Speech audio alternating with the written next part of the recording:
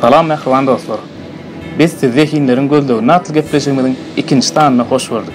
Yine bugün Nesibe'denden gepleşimizin şu tanına bir talantlı şahir gıydımaday mihman çağırdık. Gülnar Recepova. Gülnar yani derin deydim onun için diyecek kolunu bitirme koyanlar. Şahir adam da biliyorsun şunu diyecek kolunu. Senaryan derin deydim realman vermedim. Bakarım dedim şunu. Tayarlan gelaymenler Gülnar biz onu berip görködü bilmeýär da hemem sana 8'e başlayal biz diýdik onu. Men sana ýagdaýym şeýle düşünürip aýtdym da şazada. Yo Gülnar bagada düşün. 5 ta zapis gitdi da taýynam gelen bolsaň. Näme taýarlanaýyn men? Näme taýarlanyp gelen iýminde?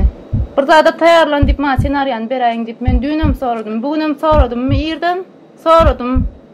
Yo senarýany berjek bolsak biz onu bolmaýar gepleşin. Onu men näme taýarlanyp gelen? Näme beýtýäňizden men gelen biderek boldy men uştaýdy. Yo men şey diýip gije alyp geldim gelen üçin şördedir.